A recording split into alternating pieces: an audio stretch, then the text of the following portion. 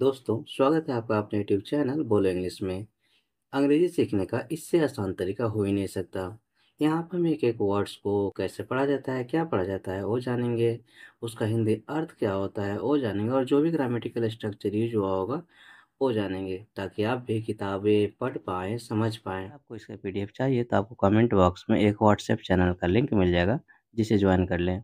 जो भी मैं वीडियो लाता हूँ, जो भी स्टोरी लाता हूँ, उसका पीडीएफ वहाँ पे डाल दिया जाता है ताकि आप रीडिंग प्रैक्टिस कर पाएँ, जो कि बहुत इम्पोर्टेंट है। आज मैं लेकर आया हूँ एक बहुत ही सुंदर मोटिवेशनल कहानी। चलिए देखते हैं आज की कहानी का टाइटल है, टाइटल मतलब होता है शीर्षक है द सोल्जर्स एडवाइस। सोल्जर का मतलब होता है सैनिक, सिपाही, ठीक है? तो यहाँ पे हो जाएगा सैनिक। ए है एपॉस्ट्रोफी है जिसका मतलब होता है के, ठीक है? द सैनिक का एडवाइस यानी कि सलाह, सैनिक का सलाह। चलिए देखते हैं एक सैनिक का सलाह क्या है हम सबों के लिए। A soldier was returning home with his wife. का मतलब होता है एक, ठीक है? एक सोल्जर यानी कि सैनिक, सिपाही, ठीक है? इसे सैनिक, सिपाही कहते हैं, सैनिक। एक सैनिक वाज था, थे, थी होता है, ठीक है? यहाँ पे हो जाएगा था। रिटर्निंग, रिटर्न का मतलब होता है वापस आना, ठीक है?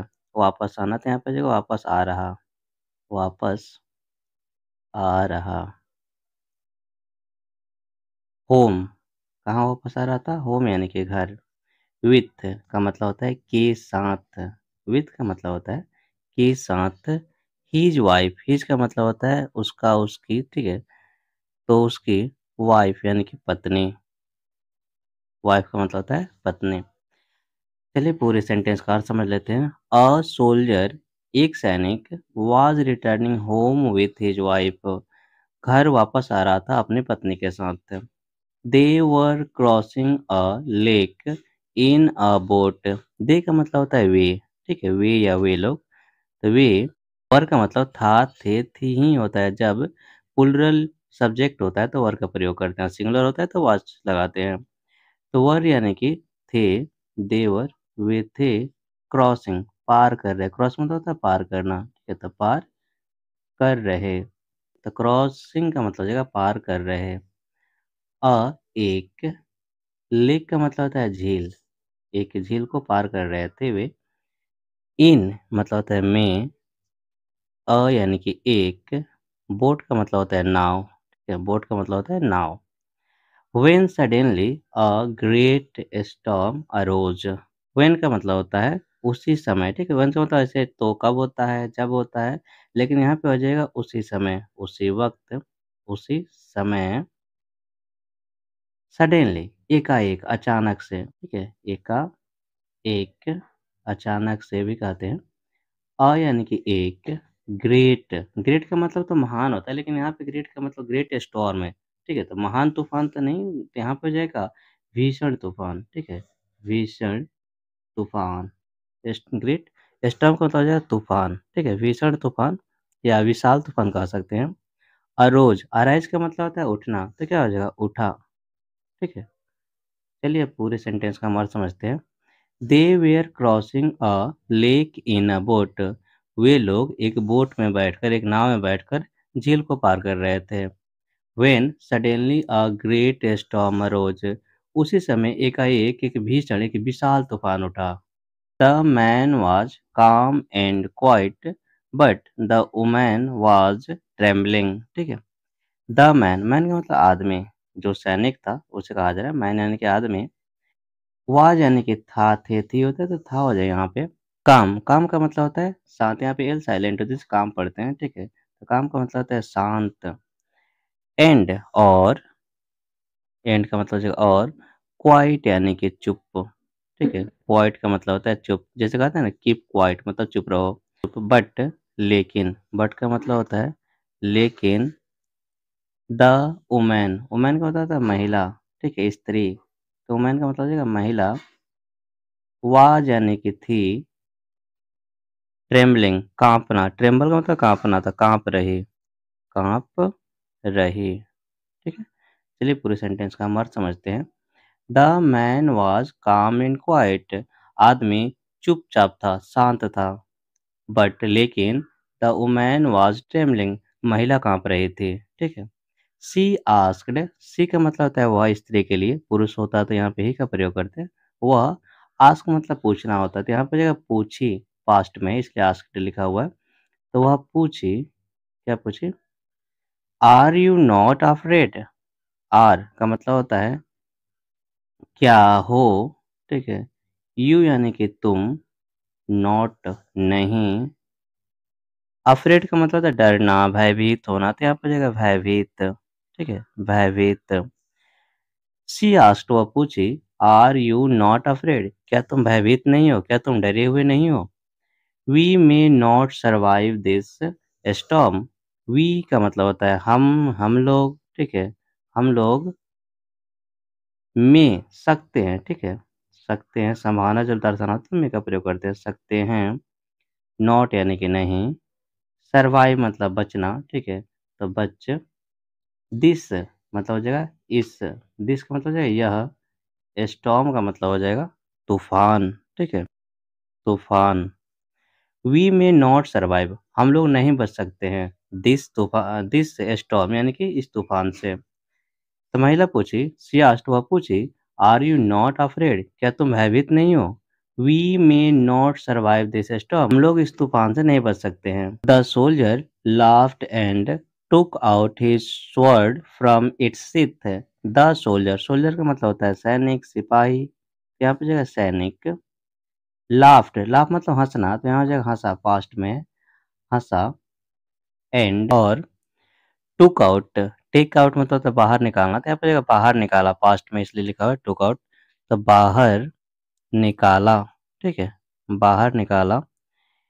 हीज यानी कि उसका, स्वॉर्ड का मतलब होता है तलवार, ठीक है, तलवार, फ्रॉम से, इट्स इसके, ठीक है, इट्स मतलब हो जाए इसके, सिथ सिथ पढ़ा जाता है, इसका मतलब होता है म्यान, सिथ का मतलब होता है म्यान।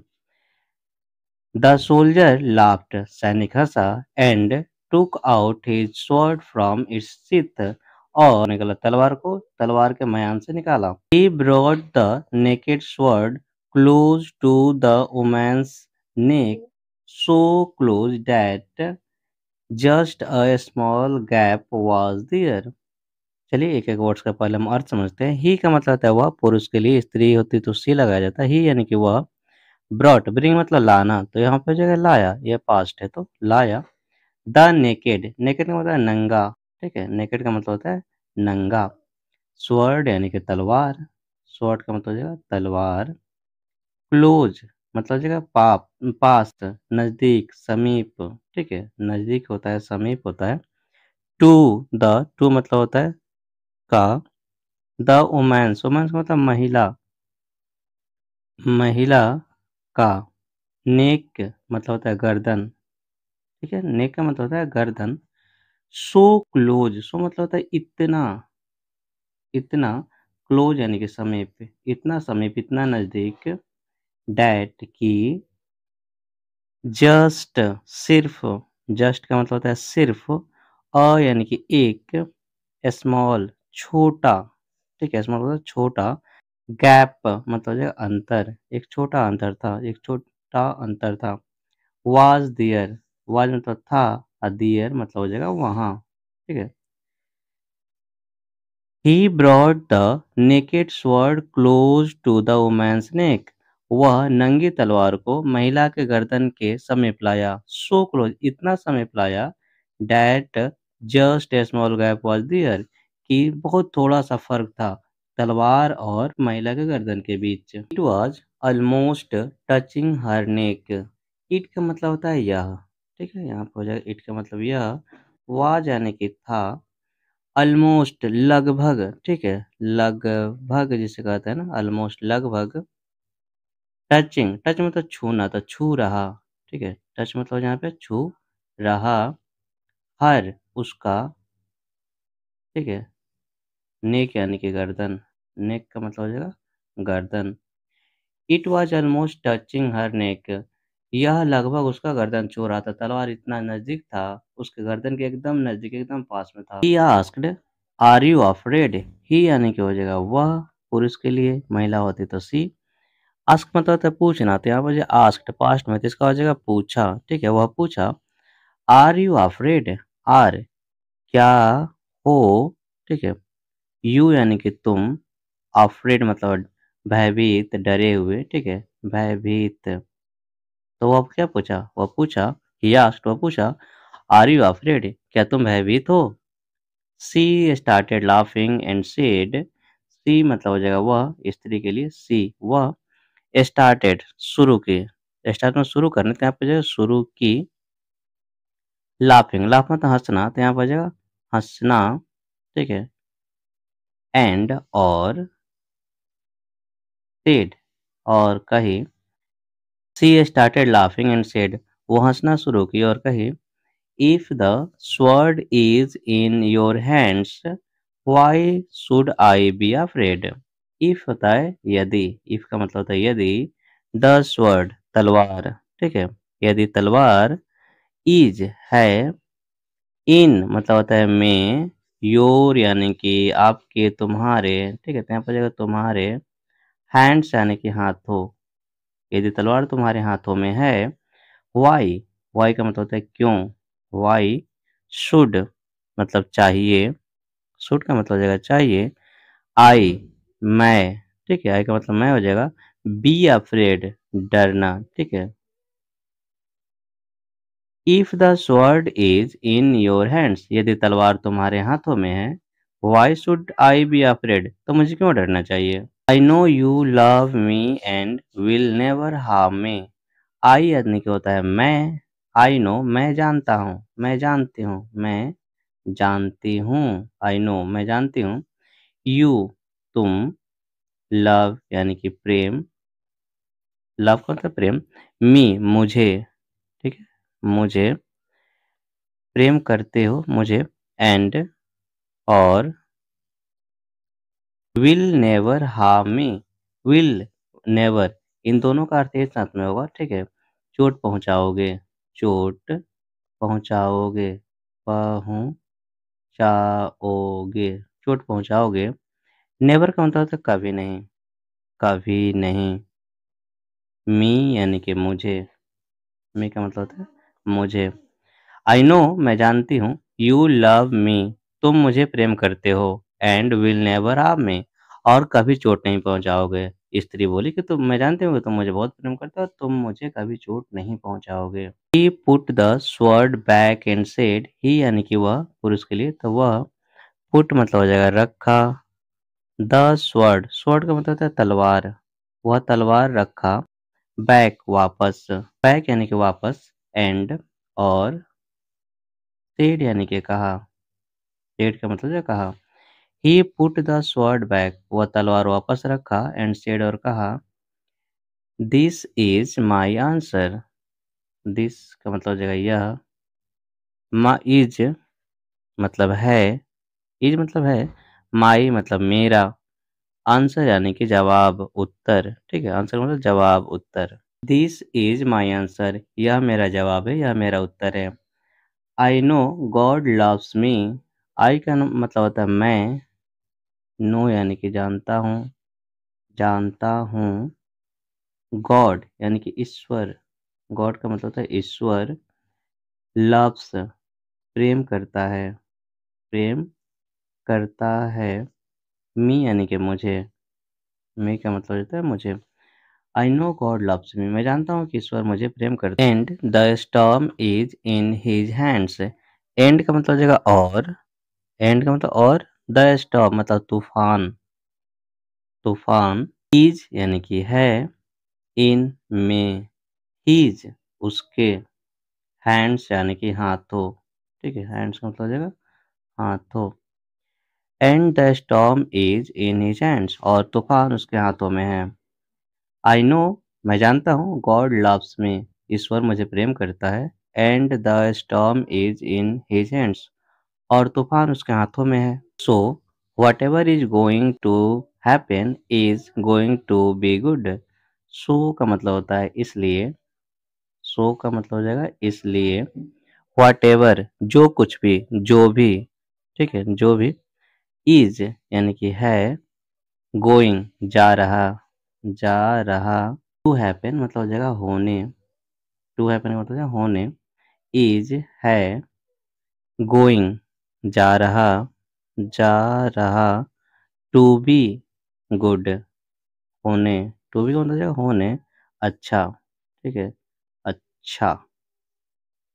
सो इसलिए whatever is going to happen, जो कुछ भी होने जा रहा है, जो भी होने जा रहा है, is going to be good, अच्छा होने जा रहा है। He can not do anything wrong, he मतलब हो जाएगा वह, कैन नॉट नहीं सकता है, ठीक है, नहीं सकता है, डू कर, एनीथिंग कुछ भी, एनीथिंग का मतलब हो जाएगा कुछ भी, रॉन्ग यानी कि गलत। ही can not do anything wrong, वह कुछ भी गलत नहीं कर सकता है। मोरल ऑफ द स्टोरी, इस कहानी से हमें क्या शिक्षा मिलती है, ये देख लेते हैं सीख क्या मिलती है। मोरल का मतलब शिक्षा, सीख। ऑलवेज हैव फेथ, ऑलवेज यानी कि हमेशा, हमेशा, हैव फेथ भरोसा रखो। मोरल मतलब होता है शिक्षा, इस कहानी से हमें क्या शिक्षा मिलती है, क्या सीख मिलता है। ऑलवेज हैव फेथ, हमेशा भरोसा रखो, हमेशा विश्वास रखो। तो ये थी आज की कहानी। अगर वीडियो पसंद आया हो तो चैनल को सब्सक्राइब जरूर करें, वीडियो को लाइक करें। फिर मिलते हैं कल शाम 6 बजे, तब तक के लिए धन्यवाद।